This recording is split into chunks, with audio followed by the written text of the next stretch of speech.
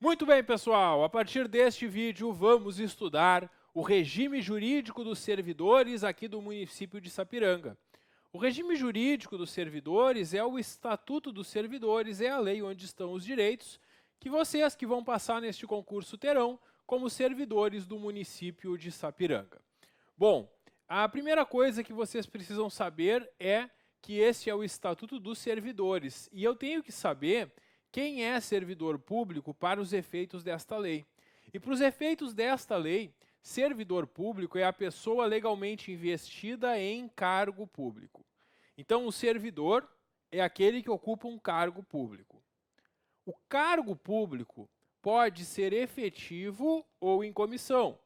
Cargo efetivo é esse que vocês vão conquistar, passando num concurso público e após fazer um estágio probatório de 3 anos, vocês vão adquirir estabilidade. Depois que vocês são estáveis, é muito difícil perder o cargo.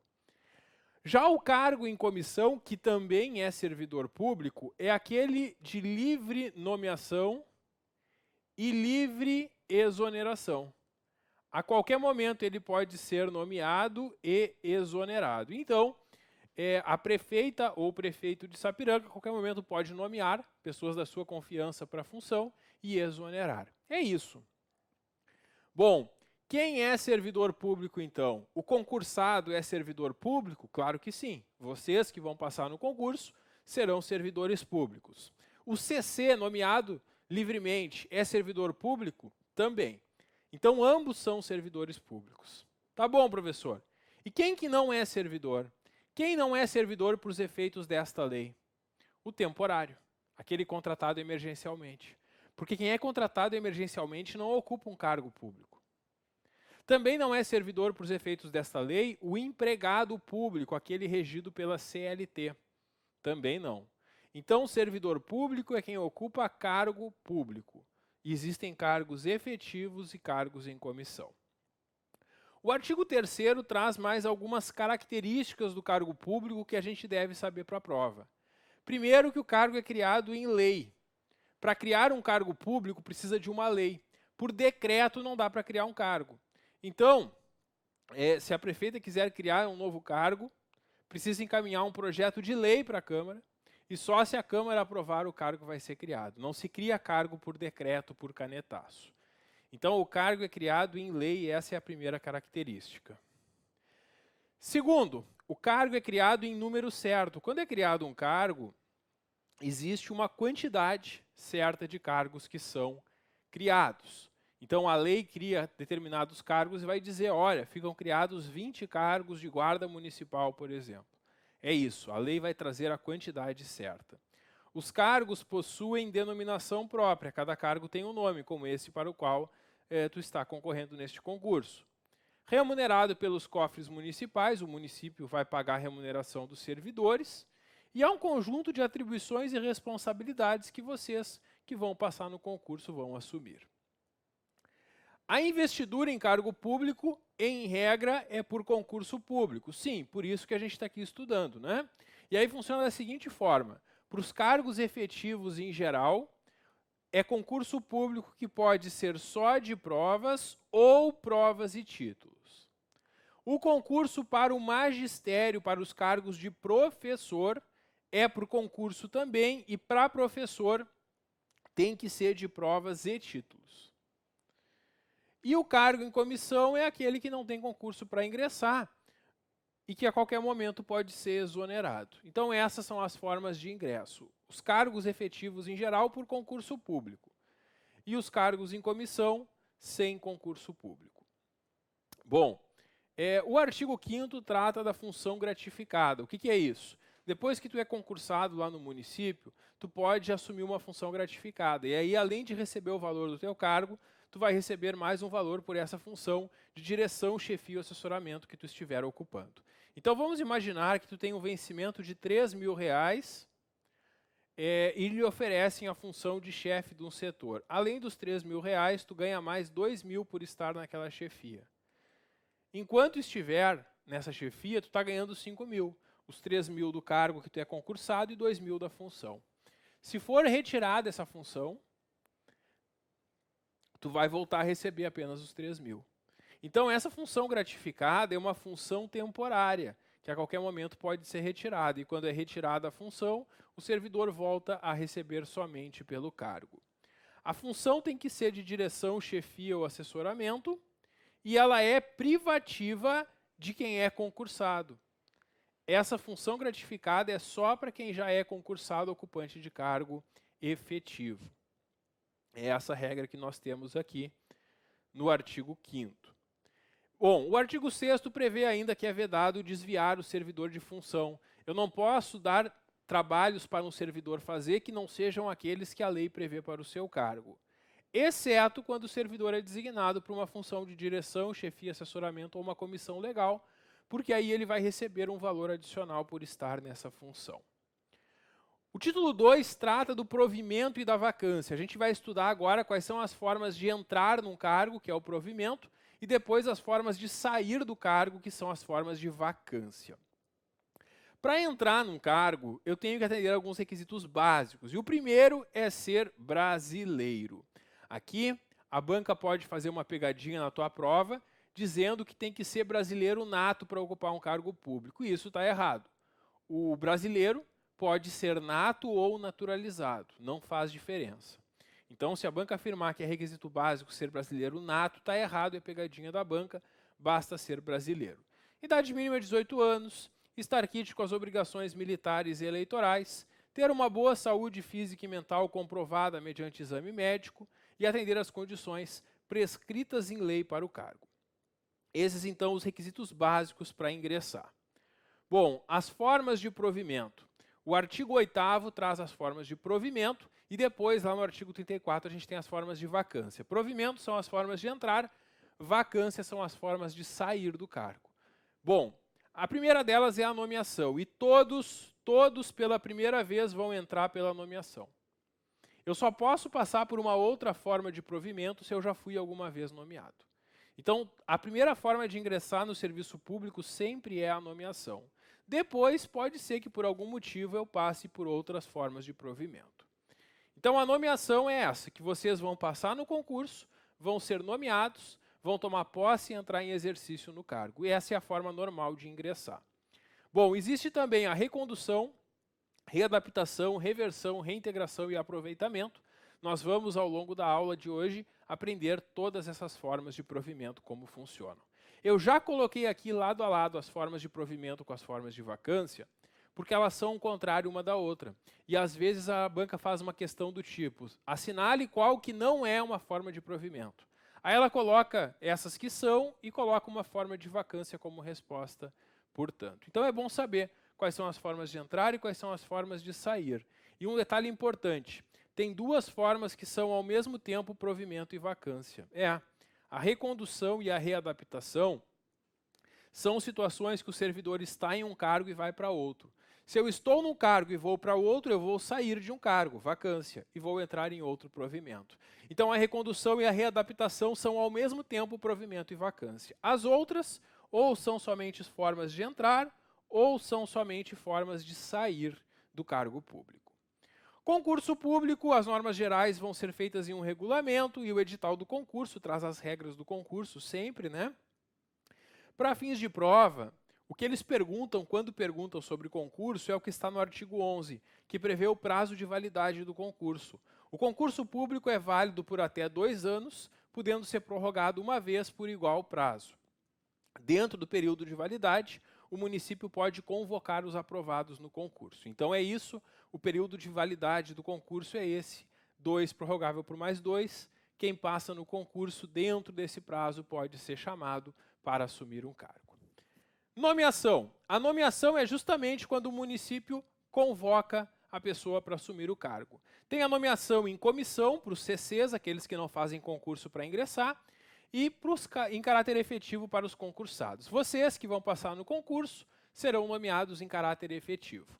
Quando tu é nomeado, tu está sendo chamado para assumir o cargo, mas o município ainda não sabe se tu quer assumir o cargo e se tu preenche os requisitos para assumir o cargo. E quando é que o município vai ficar sabendo disso? quando tu comparece e diz, eu que passei no concurso quero o cargo e posso preenchê-lo. Aí tu vai levar a tua documentação comprovando que tu preenche todos os requisitos para assumir o cargo. E isso é o momento de posse, que vem depois do exercício. Aí quando tu assina o termo de posse, tu vai ter ainda um prazo para entrar em exercício para efetivamente começar a trabalhar. Qual é o prazo para posse? 5 dias, prorrogável por mais 5. Se tu não comparecer nesse prazo, tu perde o cargo e eles vão chamar o próximo do concurso. Então, quando tu é nomeado, tem que comparecer dentro de 5 dias, podendo pedir prorrogação por mais 5. Assinou o termo de posse, 2 dias para entrar em exercício, conforme artigo 15.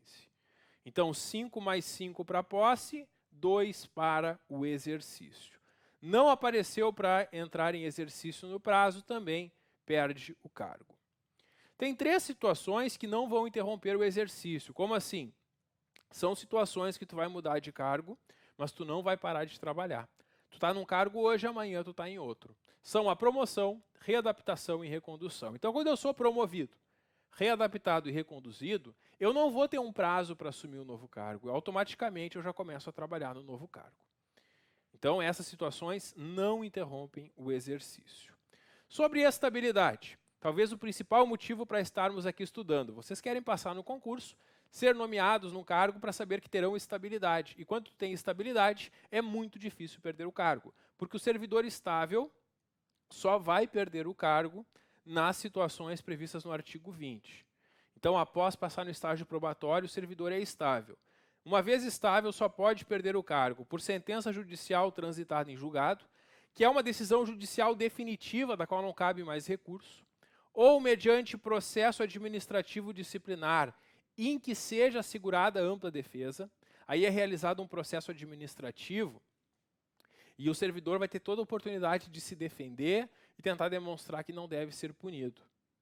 Ou ainda, mediante avaliação periódica de desempenho assegurada ampla defesa.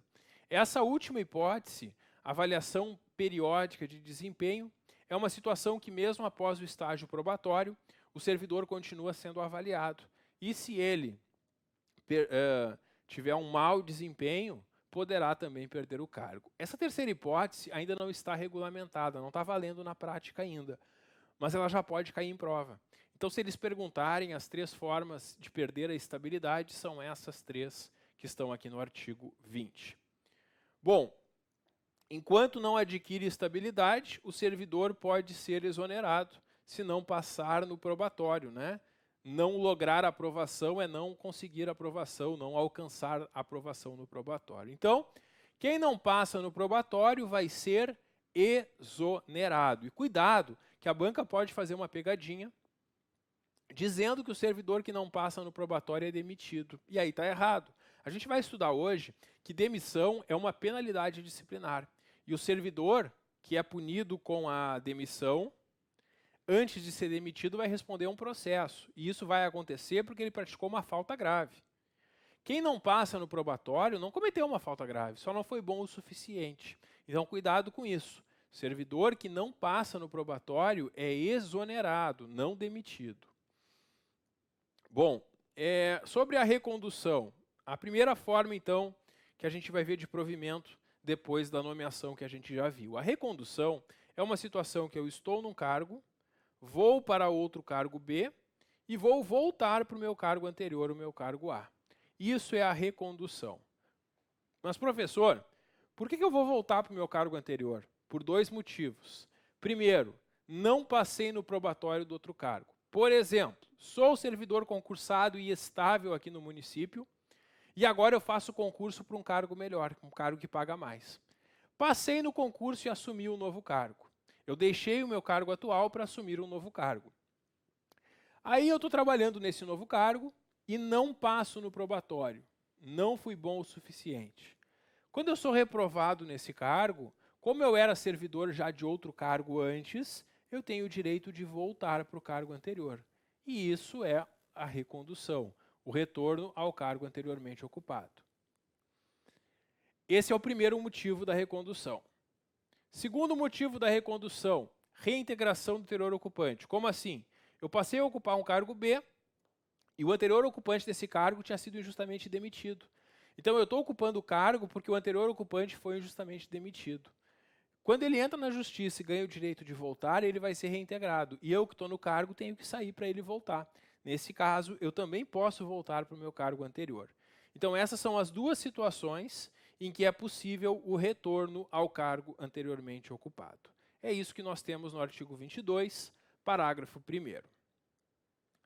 Bom, readaptação. A readaptação é uma mudança de cargo em razão de limitação que o servidor sofreu na capacidade física ou mental. Aqui é quando o servidor tem algum problema de saúde e não consegue mais trabalhar no seu cargo. Só que ele ainda não está inválido, ele ainda consegue trabalhar em outros cargos. Nesse caso, ele é colocado em um outro cargo compatível com seu estado de saúde. Ele nunca vai ter prejuízo remuneratório. Mesmo que ele seja colocado num cargo que o vencimento é menor, ele vai ter direito de continuar ganhando o mesmo valor que recebia. Reversão. Reversão é o retorno do aposentado. O servidor aposentado por invalidez, que recuperar a saúde, recuperar a capacidade para o trabalho, poderá voltar a ocupar cargo público, o cargo que ele ocupava antes, né? Então a reversão é o retorno do aposentado porque não existem mais os motivos determinantes da aposentadoria, quer dizer, ele não tem mais o problema de saúde que levou ele a ser aposentado por invalidez. É isso. Bom, sobre a reversão é importante saber que não pode reverter, não poderá mais voltar o servidor que tiver 70 anos de idade. Quando completa 70 anos de idade, não pode mais retornar. Reintegração, retorno do demitido. O servidor que é injustamente demitido pode entrar com um processo, comprovar que foi injusta a demissão e ganhar o direito de voltar para o cargo. Ele vai voltar para o mesmo cargo que ocupava, quem estiver no cargo vai sair para ele poder voltar, e ele vai ser ressarcido de todas as vantagens que deixou de receber. Este ocupante do cargo que vai sair para o servidor voltar, pode ser reconduzido, como a gente viu antes, ou aproveitado em outro cargo ou colocado em disponibilidade. E este que estava ocupando o cargo e vai ter que sair agora, não tem direito à indenização. Só quem é indenizado é o que foi injustamente demitido e está sendo reintegrado. O eventual ocupante que vai sair para ele voltar não terá direito a nenhuma indenização. Disponibilidade e aproveitamento. Bom, quando um cargo público é extinto ou declarado desnecessário, o servidor estável que ocupa o cargo não pode ser exonerado. Então, se tu já é estável e eles resolvem extinguir o teu cargo, tu não vai para a rua. Eles vão te chamar lá no setor de pessoal e vão dizer, meu amigo, minha amiga, não precisamos de você agora. Vá para casa e fique esperando. Assim que tiver um cargo compatível com as tuas atribuições, com a tua formação, a gente vai te chamar para voltar. Quando tu está em casa sem trabalhar, tu está em disponibilidade remunerada. Tu não trabalha, mas recebe. Quando aparece um cargo para que tu volte a trabalhar, tu vai ser aproveitado. Então, aproveitamento é quando o servidor que ficou sem cargo, que foi colocado em disponibilidade, volta a trabalhar no novo cargo. É isso. Bom, e existe uma preferência. Quando tem mais de um servidor em disponibilidade e aparece apenas um cargo para aproveitamento, dentre os servidores em disponibilidade, volta primeiro o que está há mais tempo em disponibilidade. Se isso não desempatar, se continuar tendo 2 ou mais para uma vaga só, o segundo critério para desempatar é que voltará primeiro o que tiver mais tempo de serviço público municipal dentre eles. É isso, esses são os critérios para escolher quem volta a trabalhar primeiro. Quando o servidor está em disponibilidade, está em casa sem trabalhar, há mais de 12 meses, mais de 1 ano sem trabalhar, quando aparece um cargo para ele ser aproveitado, ele vai ter que passar por uma junta médica. E os médicos vão avaliar se ele tem condições de voltar. Se tiver, ele vai ser aproveitado neste cargo. Se ele não tiver condições de saúde de voltar ao trabalho, ele vai ser aposentado por invalidez. Então é isso que nós temos de mais importante. Quando o servidor está em disponibilidade e é chamado para aproveitamento, ele é obrigado a aceitar, ele não pode recusar. E se ele não volta a trabalhar no prazo de exercício, ele vai perder o cargo e perder a sua disponibilidade. Então, quando o servidor em disponibilidade é chamado para retornar, tem que retornar. Então eu fiz um resumo aqui dessas formas de provimento que a gente estudou. A banca poderá te perguntar na prova, né, quais são elas, importantes saber distinguir. Promoção, não tem muitas regras aqui, as regras sobre promoção estão lá na lei que trata do plano de carreira dos servidores. A vacância é o contrário do provimento. A gente estudou no provimento as formas de entrar. Na vacância estão as formas de deixar o cargo, de sair do cargo. Tem a exoneração e a demissão. Exoneração é uma saída normal do cargo, eu não quero mais trabalhar, eu peço exoneração, eu não passei no probatório, eu sou exonerado. O cargo em comissão pode ser exonerado a qualquer momento. A exoneração é uma saída normal. Já a demissão é a perda do cargo como penalidade disciplinar. E a gente vai estudar hoje quais são os casos que o servidor poderá ser punido com a demissão. Readaptação e recondução a gente já estudou, né? Porque elas são ao mesmo tempo formas de provimento e vacância. Aposentadoria e falecimento são as outras duas. Quando o servidor se aposentar, ele vai deixar o cargo e vai ficar só em casa recebendo sua aposentadoria. E quando falece também, claro, o cargo que ele ocupava fica vago. Bom, e a exoneração pode ser a pedido ou de ofício. Exoneração a pedido. Eu não quero mais trabalhar, vou lá e peço exoneração. Não quero mais trabalhar no órgão, peço para sair. Exoneração de ofício. A exoneração de ofício é quando o órgão público dispensa o servidor sem ele ter solicitado. A qualquer momento podem ser exonerados os cargos em comissão, porque eles não possuem estabilidade. O servidor que não passa no probatório também pode ser exonerado. E também é exonerado o servidor não estável que toma posse em outro cargo inacumulável, porque aí ele tem que sair de um cargo para poder assumir o outro. Bom, o artigo 37 trata da vacância de função gratificada. O que é isso? É quando o servidor concursado perde a função de chefia que estava ocupando. Ele perde a função, mas não perde o seu cargo. Ele não está sendo demitido, ele está só perdendo a FG. Bom, a vacância da FG pode ser por dispensa ou por destituição. A destituição é penalidade. E o servidor é punido com a perda da função, mas continua com o seu cargo, né? A dispensa, ela é sem motivo. O servidor, por exemplo, pode não querer mais e ele pode, a pedido, pedir a dispensa. Ele pede a dispensa e fica só no cargo. Ou de ofício. Dispensa de ofício é quando o município resolve mudar o servidor que vai exercer a função. Aí dispensa um servidor da função e designa outro, por exemplo. Mutações funcionais, aqui a gente tem a substituição. O que é a substituição? Quando o teu chefe está fora, tu substitui ele e tu vai ter direito a receber proporcionalmente pelos dias que tu substituir o teu chefe. Remoção. A remoção é a mudança do lugar de trabalho. Quando o servidor é removido, ele é trocado de lugar de trabalho, de um setor para outro. A remoção pode ser a pedido ou no interesse da administração. O município, a qualquer momento, pode mudar o servidor de local. Claro que sempre justificado no interesse público, né? Mudar a lotação do servidor para melhor atender o interesse da coletividade. Exercício de função de confiança. O servidor concursado, como eu já falei para vocês, além do valor do seu cargo, pode receber o valor de uma FG. Então, o servidor ganha 3 mil por mês de vencimento pelo concurso e é designado por uma função de chefia de R$2.000. Enquanto estiver na função, está ganhando R$5.000 por mês. Essa função é quando o servidor é designado por uma função de direção, chefia ou assessoramento. O servidor que estiver recebendo esse valor continua recebendo o valor da FG, mesmo quando estiver afastado por motivo de férias, luto, casamento, licença saúde, licença gestante ou paternidade, serviços obrigatórios por lei ou atribuições decorrentes do cargo. E se o servidor designado para a função não começar a desempenhá-la no prazo de 2 dias, é tornada sem efeito a designação.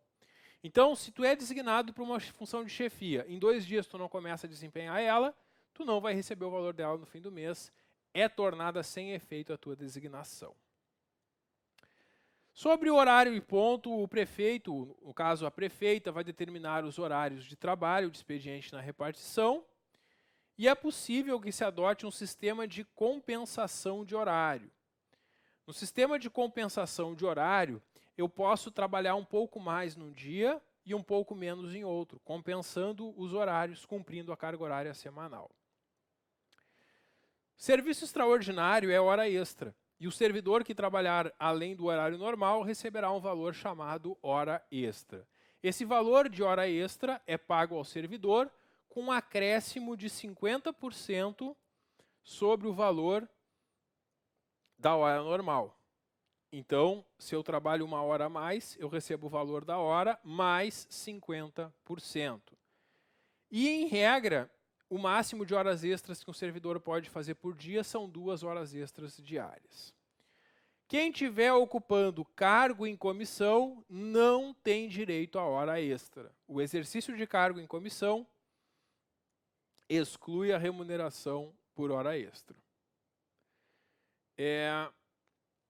Já o servidor que ocupa função gratificada, que é o concursado que está numa função de chefia, se ele tiver sujeito a controle de ponto, se ele registrar ponto, ele vai ter direito à hora extra se trabalhar além do horário. Quem não tem direito é o cargo em comissão apenas.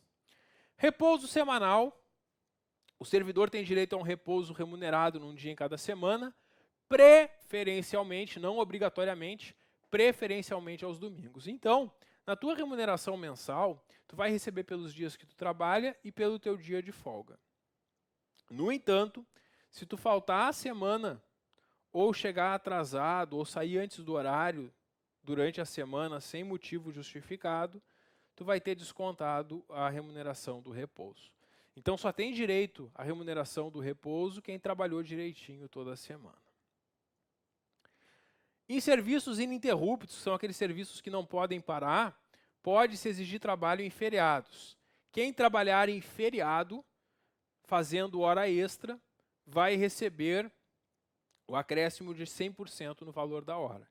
Vejam que a hora extra normalmente é 50%, mas se forem feriados, vai ser com acréscimo de 100%. O artigo 62 traz o conceito de vencimento, que é aquele valor básico que tu recebe pelo cargo.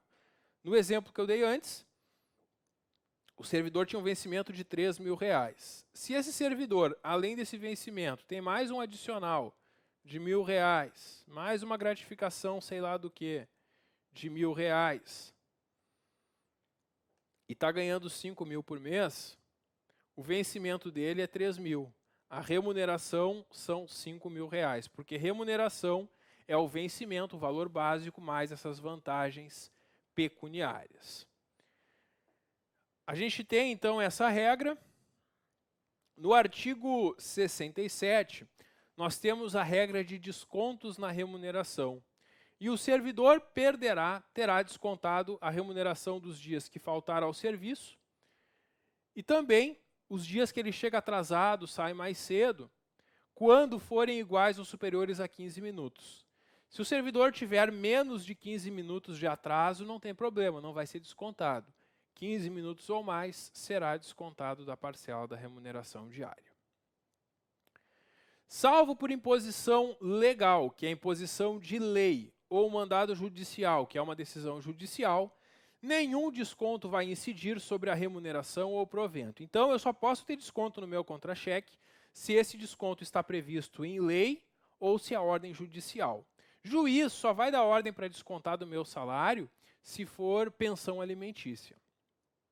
Já a imposição legal tem várias leis que trazem alguns descontos. Por exemplo, imposto de renda, contribuição previdenciária, são situações previstas em lei que vão ter desconto no meu contra-cheque. Além disso, eu posso autorizar outros descontos. É a chamada consignação em folha de pagamento, até o limite de 30% da remuneração. Aí eu vou num banco, pego um empréstimo, digo para o banco que eu sou o servidor público, o banco me oferece um juro menor pelo fato de eu ser servidor se eu consignar em folha. Porque aí o banco sabe que vai receber sempre em dia. Porque quando eu faço a consignação em folha, eu autorizo a prefeitura a descontar todo mês da minha remuneração esse valor para o banco. E aí o dinheiro vai direto para o banco. É uma vantagem para os bancos, eles gostam disso, por isso também oferecem condições facilitadas para o servidor que faz dessa forma. Reposições devidas à Fazenda Municipal, as reposições são as devoluções. Quando o servidor tem que devolver algo aos cofres públicos, ele vai fazer uma reposição.